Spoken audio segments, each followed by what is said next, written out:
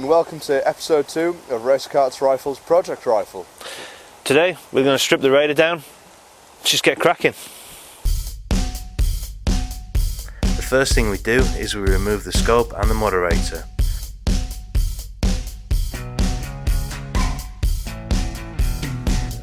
We then discharge the air from the rifle. I remove the 2 stock screws, while Tom removes the loading mechanism and begins loosening off the inlet port.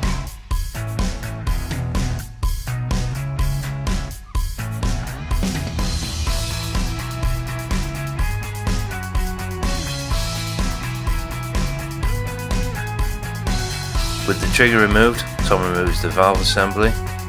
With the filling valve assembly removed, we stop to take a close look at the inlet port that's skeleton the O-rings.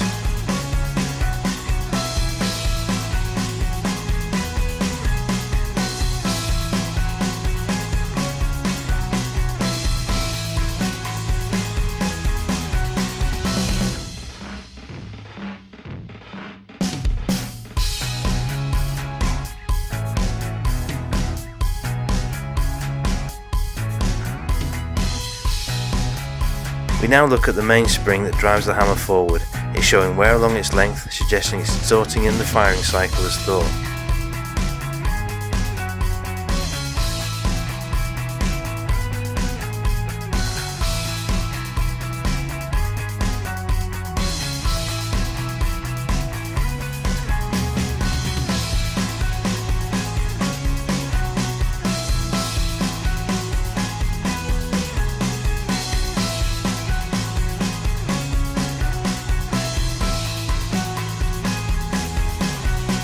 We then strip the valve down to retrieve a year's worth of dirt and chopped O-rings.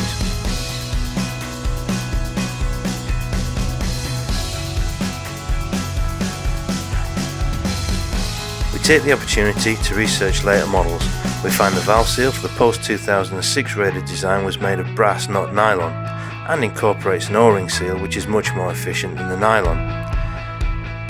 As the part numbers for the nylon and brass options along with the valve housings all match on the post and pre-2006 models, we're confident this upgraded seal will work more efficiently for years to come. I add a chamfer to the inlet port using a ball grinder and a Dremel and clean up the inlet port. With the chamfer in place, we try to chop the O-ring to no avail. It's a tidy job and a weight off the wallet. To remedy the spring distortion, we turn the spring guide to go inside the spring to allow the spring to work as efficiently as possible. We note that the washer used to increase the power by the previous owner and recently removed was in fact part of the Raider's design and stops the spring grabbing the power adjuster grub screw inside the hammer. We decide to add a pressure gauge another day, but have come up with a solid design that should cost around £18 and a bar of fruit and nut for the machinist. It's time to put the rifle back together. The final chrono of the rifle is carried out. The shot-to-shot consistency is now between 0 and 18 feet per second. This is acceptable and the drop-off is now very pronounced. We get a very clean 45 to 46 usable shots. I used Excel to convert the feet per second and pellet weight data into power output, finding the mean power of the rifle dropping slightly from 11.8 foot-pound to 11.7 foot-pound. And although this is sailing close to the legal limit, it's now worth knowing that the hammer is more efficient during the chrono test, giving higher than normal readings. When at the indoor range or being shot normally, we expect this to fall to around 11.5 foot-pounds. We can also be sure that it has more chance of passing any police test should it be seized. I stripped the action one last time to grease the internals as they're bone dry and as a result rather notchy. I'm using Bisley gun grease sparingly on the inside of the hammer and guide with a dab or two on the bolt collar. With the rifle back together again and no leakages or inefficient springs, it's time to send Tom back to the indoor range to do a final endurance test over a single fill. At the indoor range, we're looking to complement the baseline data we took in episode 1 by shooting 10 shot groups over full charge. We need to see that the groups are tighter in both windage and more importantly elevation in order to say that this project has had a positive effect on the rifle's delivery. Ultimately, we're looking for one rounded group per 10 shots as opposed to a rectangular or split groups. You've been looking at the baseline target, so you become familiar with what was printed previously. Note that the mean group size was 17.7mm just for analysis, and the mean height of the groups was 14.6mm with a width of 13.5mm. And here is a post-tuned target. At first glance it's hard to see any improvement, so quantifying the target shows that the main group size is now 14.8mm, 3mm tighter overall, and the mean height 12.1mm, a 2.5mm improvement, and the width 11mm, a further 2.5mm improvement. The difference can be seen more clearly reviewing the first 80 shots. Here a trace of each group is taken, overlaying each group with over the next. Post-tune shows there has been visible improvement, and this is down to the controlling of the spring. The end result shows a 26mm centre-to-centre group versus a 19mm centre-to-centre group, a 5mm improvement over a fill. Again, this is with the spring guide in place and the single flyers removed, which leads us nicely into a discussion about the flyers. Although we have controlled the chance of a huge change in feet per second with the spring guide and made the radar ultimately more consistent, this can only control elevational flyers within 5mm either side of a group centre.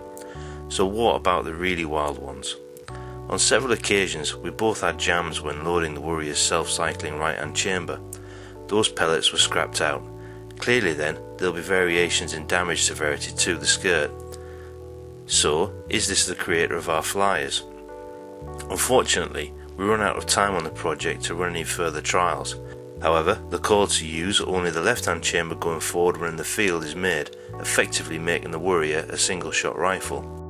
Now I'm pretty happy with the delivery results, Tom is less so, and I remind him that at 25 metres the Worrier is now just as accurate and consistent as my 2.2 RM8. Furthermore, this project was never about making a £400 Olympic target rifle. It was about taking a PCP that's not working for him, understanding it, and getting it working for him to use in the field as a close to mid-range bunny basher. This we have achieved.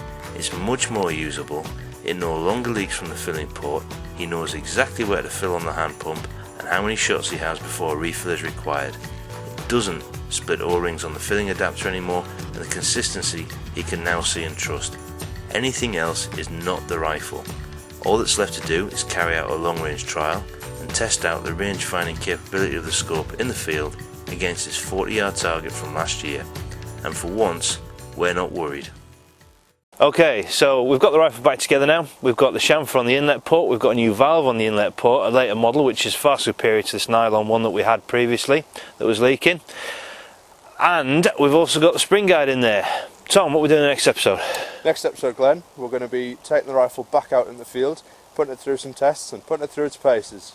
Don't forget to like us on Facebook and subscribe and put notifications on. See you next time.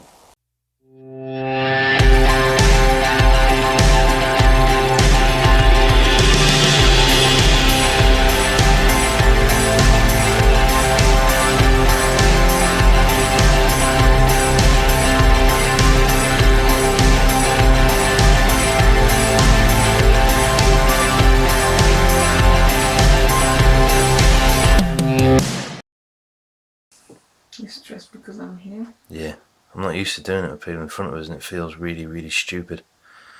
Like, you know, been a burn or something. You know, you got like a dirty little secret, like you're a secret ABBA fan or something like that.